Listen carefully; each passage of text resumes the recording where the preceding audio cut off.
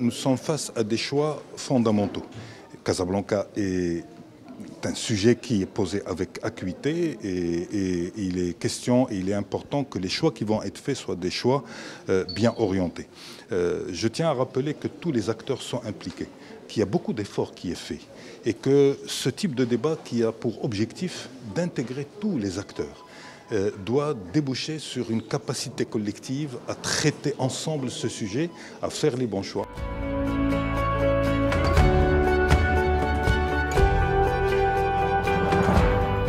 Avec le programme national déchets ménagers. Donc nous avons aujourd'hui fait un grand pas puisque 51% des déchets ménagers sont enfouis dans des décharges contrôlées, mais les émissions restent puisque le secteur déchets est responsable de 8% des émissions au niveau national. Et par conséquent, gérer l'effort national, l'engagement du Royaume en application de l'accord de Paris, 12% de l'effort est lié au secteur déchets. C'est-à-dire qu'on peut réduire les émissions, nos émissions au niveau national grâce à la valorisation de déchets de 12% comme objectif de réduction. Si on utilisait les chiffonniers, si on renforçait leur capacité, on leur donnait le droit d'aller collecter les déchets à la source, dans la ville, ils pourraient plus facilement avoir du déchet propre et récupérer une plus grande part des déchets.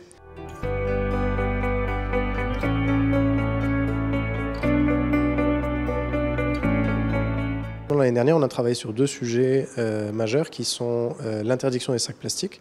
On a une loi qui existe depuis 2016 et on avait l'impression qu'elle n'était pas bien appliquée parce qu'on retrouvait des plastiques partout sur les marchés. Et donc on a mené une enquête sur une dizaine de marchés à travers 3 villes au Maroc.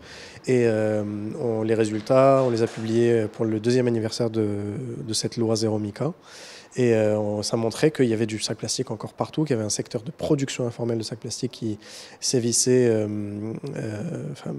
sans aucune entrave quasiment.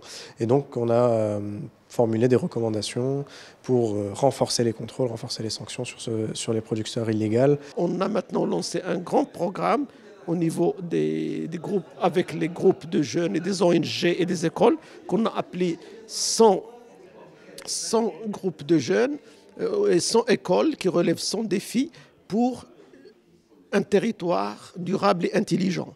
Et on est en train de former des acteurs, former des animateurs, former des enseignants pour avoir un programme de mobilisation qui se déroulera sur ces villes intelligentes et durables durant les 3 prochaines années.